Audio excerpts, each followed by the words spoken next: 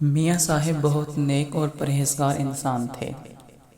اللہ نے رزق کے وسیع خزانے سے میاں صاحب کو نوازا تھا۔ 4 مربع زمین کے مالک تھے۔ 4 بیٹے اور 2 بیٹیاں تھیں۔ بڑی بیٹی کی شادی ایک شریف النفس انسان شبیر سے ہوئی۔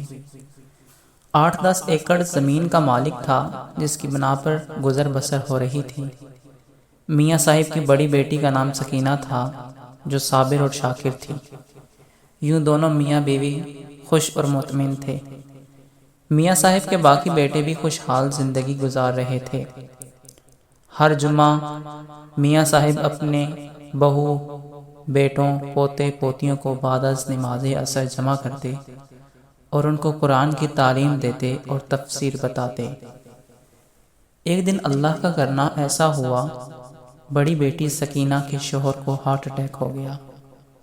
ڈاکٹر نے آپریشن کا مشورہ دیا۔ سکینہ کے شوہر نے تھوڑی زمین بیچی تاکہ اپنے بیوی بچوں کی کفالت کر سکے۔ کچھ عرصہ ٹھیک رہنے کے بعد شبیر کی طبیعت دوبارہ خراب ہو گئی۔ بیٹھے بیٹھے اچانک دورہ پڑ جاتا۔ ڈاکٹر کے مطابق خون گاڑھا ہونے کے باعث لوتھڑا بن کر دماغ کی شریانوں میں آ چکا تھا جس کے باعث فالج کا خطرہ تھا۔ شبیر نے اور زمین بیچی اور علاج شروع کروایا۔ مرض بڑھتا گیا، جوں دوا کی۔ ایک دن فالج کا اٹیک ہوا اور چارپائی سے جا لگا۔ اب میاں صاحب بیٹی کے گھر جاتے اور مدد کر کے واپس آ جاتے۔ ایک دن میاں صاحب بیمار ہو گئے۔ سب بچوں کو بلایا اور زمین چاروں بیٹوں کے نام لگا دی۔ بیٹیوں کو وراثت میں سے تنقہ بھی نہ دیا۔ میاں صاحب قرآنی احکامات کو کیسے بھول گئے؟ بیٹے جو ہر جگہ باپ سے تفسیر قرآن پڑھتے اور وہ بیٹی کی وراثت کے حق کو نظر انداز کر گئے۔ میاں صاحب قرآنی احکامات کو کیسے بھول گئے؟ بیٹے جو ہر جگہ باپ سے تفسیر قرآن پڑھتے وہ بیٹی کی وراثت کے حق کو کیسے نظر انداز کر گئے؟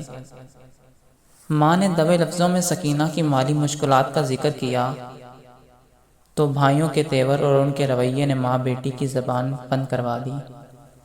لاکھوں کے شادی خراجات کا تانا دے کر چپ کروا دیا۔ کچھ عرصہ بعد میاں صاحب قبر میں جا سوئے۔ بیٹے اپنا حصہ لے کر الگ ہو گئے اور خوشحال زندگی گزارنے لگے۔ سکینہ کا شوہر آج بھی مریض ہے۔ اس کے بچے مزدوری کرتے ہیں اور خود سکینہ گھر میں مزدوری کرتی ہے۔ سال بعد بھائی زکوٰۃ دیتے ہیں اور میاں صاحب کی قبر پر روز دیا روشن رہتا ہے۔ افسوس صد افسوس، اللہ کی قسم، یہ بہت ہی بڑی سنگین غلطی ہے جسے آج دین اور متقی لوگ بھی عام سی بات سمجھ بیٹھے ہیں اور وراثت کی تقسیم میں ظلم کرتے بھائیوں اور بہنوں کو عید وغیرہ پر چندہ پیسے دے کر ٹرکا دیا جاتا ہے اور جائیداد میں سے حصہ نہیں دیا جاتا، اور وہ بھی بیچاری ساری زندگی یہ سوچ کر بھائیوں سے حصہ نہیں مانگتی کہ بھائی ناراض نہ ہو جائیں، کہیں ان کے لیے میکے کا دروازہ بند نہ ہو جائے، اور کئی دفعہ بھائیوں کے کہنے پر بھی انکار کر دیتی ہیں کہ اس سے ان کے بھائی خوش ہو جائیں گے، انہیں ماں باپ کے گھر میں عزت۔ یہ سب کچھ وہ اپنا میکہ بچانے کے لیے کرتی ہیں۔ کبھی کسی بھائی نے قربانی دی، چلو اپنا حصہ بہن کو دے دوں، نہیں، کبھی ایسا نہیں ہوا۔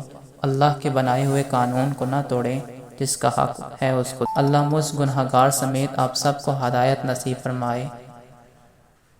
جزاک اللہ۔